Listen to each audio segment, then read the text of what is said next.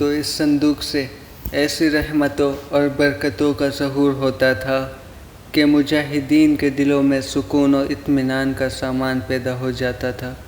اور مجاہدین کے سینوں میں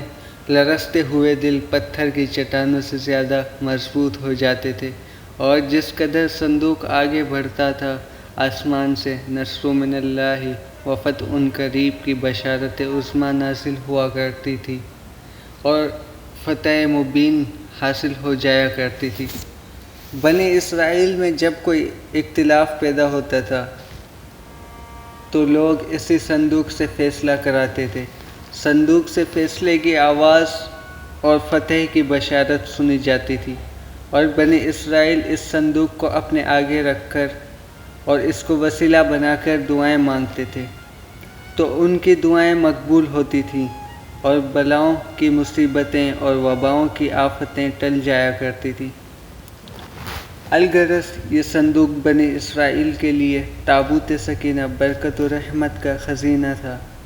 اور نصرت خداوندی کے نزول کا نہایت مقدس اور بہترین ذریعہ تھا۔ مگر جب بنی اسرائیل طرح طرح کے گناہوں میں ملوث ہو گئے اور ان لوگوں میں سرکشی اور طغیانی کا دور دورہ ہو گیا، تو ان کی بدعمالیوں کی نحوست سے ان پر خدا کا یہ عذاب نازل ہو گیا کہ قوم عمالقہ کے کفار نے ایک لشکر جرار کے ساتھ ان لوگوں پر حملہ کر دیا۔ ان کافروں نے بنی اسرائیل کا قتل عام کر کے ان کی بستیوں کو تیز نیز کر ڈالا، عمارتوں کو توڑ پھوڑ کر سارے شہر کو تہس نہس کر ڈالا، اور اس متبرک صندوق کو بھی اٹھا کر لے گئے۔ اس مقدس تبارک کو نحاستوں کے کوڑے خانے میں پھینک دیا گیا۔ لیکن اس بے ادبی کا قوم عمالقہ پر یہ وبال پڑا کہ یہ لوگ طرح طرح کی بیماریوں اور بلاؤں کے ہجوم میں جھنجھوڑ دیے گئے۔ چنانچہ قوم عمالقہ کے 5 شہر بالکل برباد اور ویران ہو گئے، یہاں تک کہ ان کافروں کو یقین ہو گیا کہ یہ صندوق رحمت کی بے ادبی کا عذاب ہم پر پڑ گیا ہے، تو ان کافروں کی آنکھیں کھل گئیں۔ چنانچہ ان لوگوں نے اس مقدس صندوق کو ایک بیل گاڑی پر لگا کر اس بیل کو بنی اسرائیل کی طرف ہانک دیا۔ پھر اللہ پاک نے 4 فرشتوں کو مقرر فرما دیا جو اس مبارک صندوق کو بنی اسرائیل کے نبی حضرت شمویل علیہ السلام کی خدمت میں لائے۔ اس طرح پھر بنی اسرائیل کی کھوئی ہوئی نعمت دوبارہ ان کو مل گئی، اور یہ صندوق ٹھیک اس وقت حضرت شمویل علیہ السلام کے پاس پہنچا جبکہ حضرت شمویل علیہ السلام نے طالوت کو بادشاہ بنا دیا تھا، اور بنی اسرائیل طالوت کی بادشاہی تسلیم کرنے پر تیار نہیں تھی، اور یہی شرط ٹھہری تھی کہ مقدس صندوق آ جائے تو ہم طالوت کی بادشاہی تسلیم کر لیں گے۔ چنانچہ صندوق آ گیا اور بنی اسرائیل طالوت کی بادشاہی پر رضامند ہو گئے۔ تابوت سکینہ میں کیا تھا؟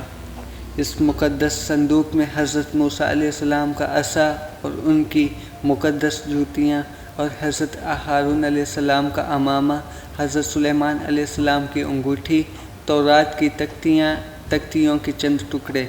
کچھ من و سلوہ، اس کے علاوہ حضرت انبیاء کرام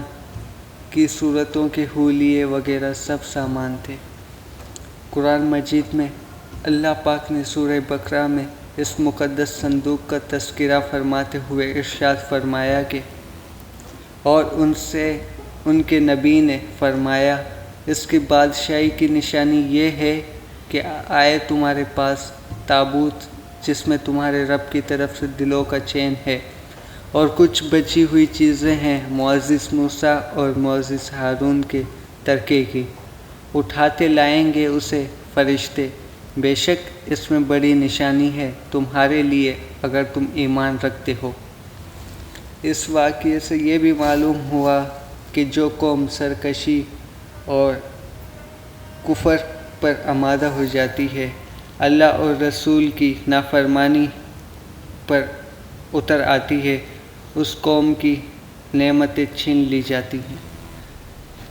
چنانچہ آپ نے سن لیا کہ جب بنی اسرائیل سرکش ہو کر خدا کے نافرمان ہو گئے اور قسم قسم کی بدکاریوں میں پڑ کر گناہوں کا بھوت ان کے سروں پر عفرت بن کر سوار ہو گیا، تو ان کے جرموں کی نحوستوں نے انہیں یہ برا دن دکھایا کہ صندوق سکینہ ان کے پاس سے قوم عمالقہ کے کفار اٹھا لے گئے، اور بنی اسرائیل کئی برسوں تک اس نعمت عظمیٰ سے محروم ہو گئے۔ تو دوستو، امید کرتا ہوں